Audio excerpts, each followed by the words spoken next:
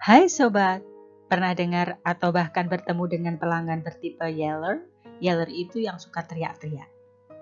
Gimana sih cara ngadepinya? Saya akan bagikan tipsnya, jadi stay tune ya.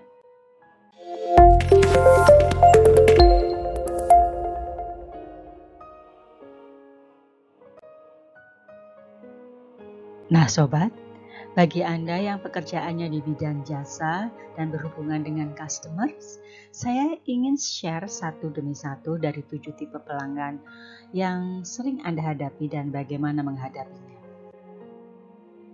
Mungkin tidak saja di industri hospitality, tetapi tipe-tipe ini juga berada di tempat kerja atau komunitas manapun. Kita mulai aja ya. Tipe Yeller ini ada di mana-mana dan otomatis sering dijumpai. Saya yakin Anda pernah ketemu. Pelanggan bertipe Yeller kalau mengutarakan keluhan pasti sambil marah-marah. Iya, dengan suara yang keras dan mungkin setengah berteriak. Kalau bisa, dia akan berteriak keras sekali di tempat di mana banyak orang akan mendengarnya. Pelanggan ini merasa kalau enggak teriak, keluhannya tidak akan didengar. Jadi dia harus menaikkan nada suaranya. Kalau misalnya dia sedang di area lobby atau resepsionis, sebuah kantor atau hotel, Anda bisa kenali dengan cara dia mengutarakan keluhannya. Dia berteriak-teriak sambil melihat sekeliling. Pertanyaannya, ngapain dia mesti lihat sekeliling?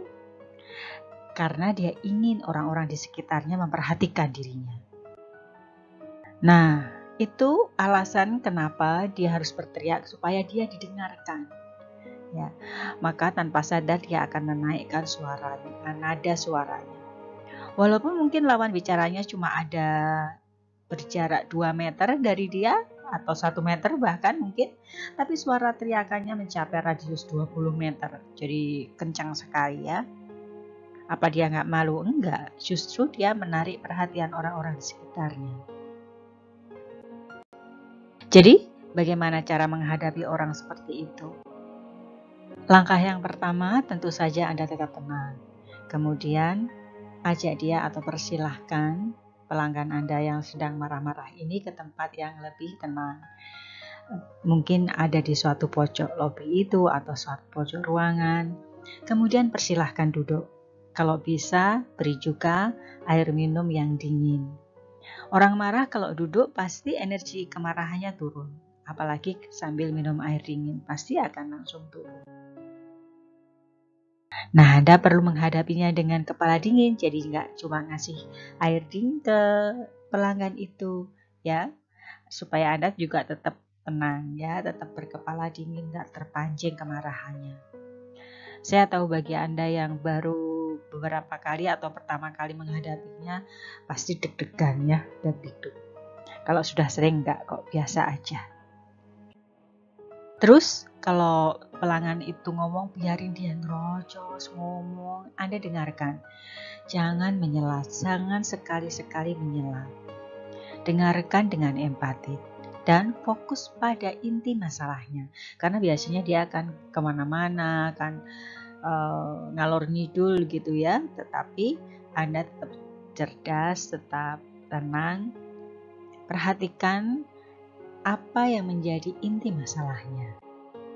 Lantas biarkan dia berbicara sampai selesai.